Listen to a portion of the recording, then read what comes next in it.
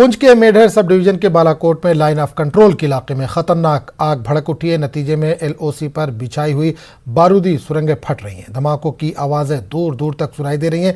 बताया गया कि आग पीर की शाम पाकिस्तान की तरफ वाले इलाके में लगाई गई थी। अब आग कई किलोमीटर तक फैल चुकी है। आग पर काबू पाने के लिए महकमा जंगलात के एहलकारों की एक टीम मौके पर पहुंची, लेकिन भड़कते हुए शोलों पर काबू पाने में मुश्किलों का सामना करना पड़ रहा है।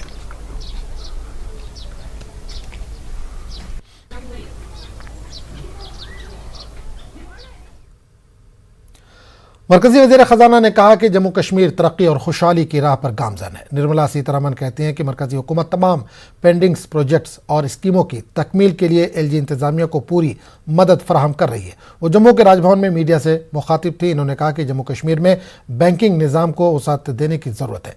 सीतारमन ने यह दावा किया है कि बेरोज़गारी के खात्मे के लिए बहुत से इक़दाम किए गए हैं। जम्मू कश्मीर में मोदी हुकूमत की तरफ से शुरू करदा तरक्याती सफ़र में तमाम मज़ाहिब के लोगों को शामिल करने में कामयाबी मिली। ये सब 370 के खात्मे से मुमकिन हुआ है।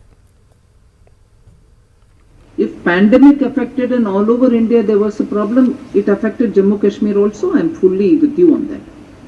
But post abrogation of 370, if you think the economy has been affected adversely, no, I am sorry, not at all. On the contrary, post 370, I now very clearly get information from the officers.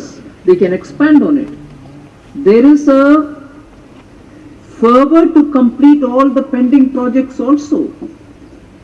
Today I was astonished to know that a project which was commenced in 1979 is getting completed now. People who have never had access to any kind of funding through banks or any others are all getting that now. And you saw from the morning's program the number of people who have benefited due to PM development package, people who are opening up new businesses. There were stalls where I went in the Jammu University, where quite a few of these people were saying, now we are starting another unit and therefore we'll be bringing in new work capacity. एक सवाल का जवाब देते हुए निर्मला सीतारमन ने दावा किया कि मोदी हुकूमत ने दुश्मन की तरफ से लाहक किसी भी खतरे का मुकाबला करने के लिए इंतहाई फैसला कुन इक़दाम किए। इन्होंने कहा कि मनीष तिवारी जैसे बहुत से कांग्रेसी लीडरों ने भी एतराफ़ किया है कि वो मोदी हुकूमत की तरफ पाकिस्तानी हमलों के खिलाफ कार्रवाई करने में नाकाम रहे। One of these places, immediately the administration came to assess for itself and gave the armed forces the fullest right to take an appropriate decision at an appropriate time, as a result of which you saw how India responded to such situations, whereas which was completely absent during the UPA days. And that is why, in spite of such a blatant attack, we have not had justice given to us till today. Kashmir में बीती रात मौसम की सबसे सर्द तरीन रात थी। श्रीनगर में पारा -2.3 डिग्री सेल्सियस तक गिर गया था। महकमे मौसमियात के मुताबिक नवंबर के आखिर तक बारिश या बर्फबारी होने का इम्कान नहीं है। न्यूज़ 18 उर्दू के senior associate editor Shabbir Ahmad की पेश है ये रिपोर्ट।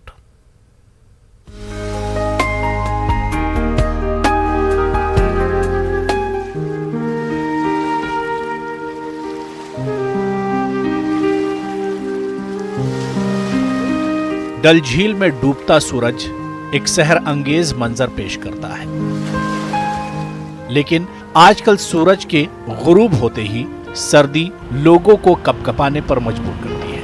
शाम होते ही सर्दी की शिद्दत बढ़ जाती है और घर से बाहर जगह जगह ऐसे मनाजिर देखने को मिलते हैं।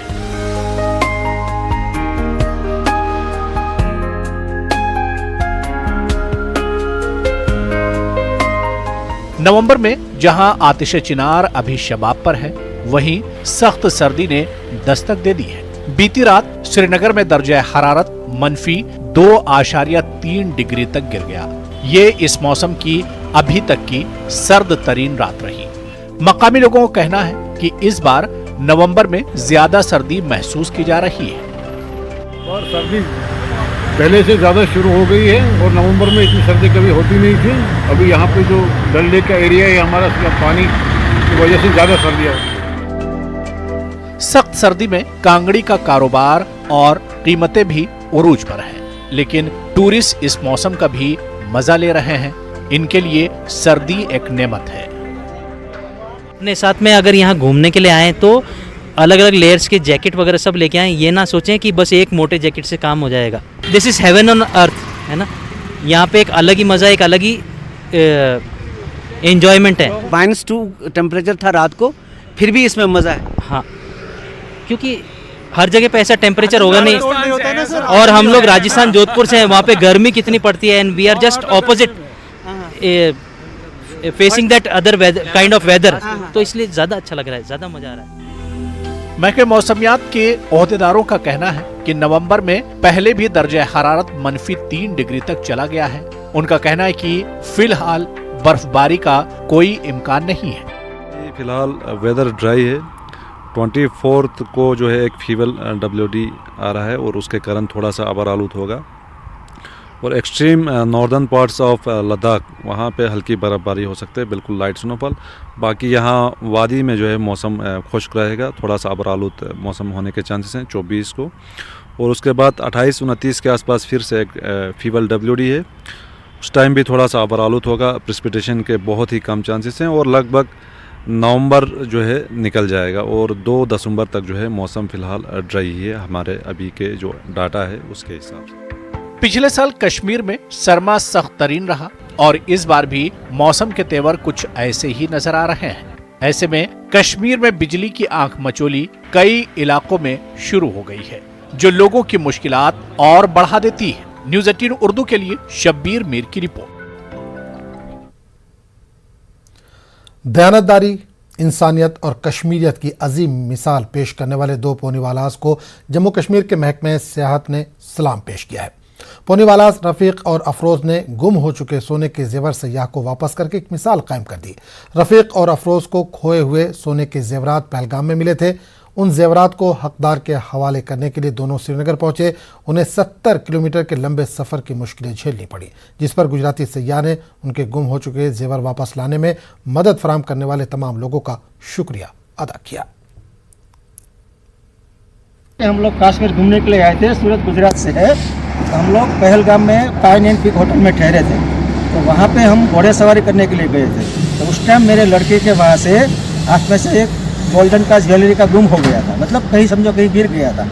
तो वो घोड़े वाले भाई साहब को वहाँ पे मिला था और घोड़े वाला भाई साहब का नाम है रफ़ीक भाई और अफरोज भाई। तो हम लोग आ गए थे श्रीनगर में और वहाँ पे हमारा जो टैक्सी वाला और ट्रैवल्स वाला ड्राइवर है जो ताहिर भाई है और ये बिलाल भाई है, और दोनों ने मेहनत करके वहाँ पे फ़ोन लगाया और वो भाई साहब को कांटेक्ट किया और वो भाई साहब ने अपनी ईमानदारी दिखा के हमको वापस देने के लिए पहलगाम से यहाँ तक आए, जहाँ श्रीनगर में ठहरे वहाँ पे। तो शाम के टाइम, वो भी रात के टाइम, यही टाइम पे, तो उसका बहुत बहुत धन्यवाद हम लोग अदा करते हैं। और कश्मीर का जो लोग है वो एकदम ईमानदार लोग है, वो हम लोग आपके सामने सबको बोलते हैं, तो सबका बहुत बहुत धन्यवाद। ज़ोजिला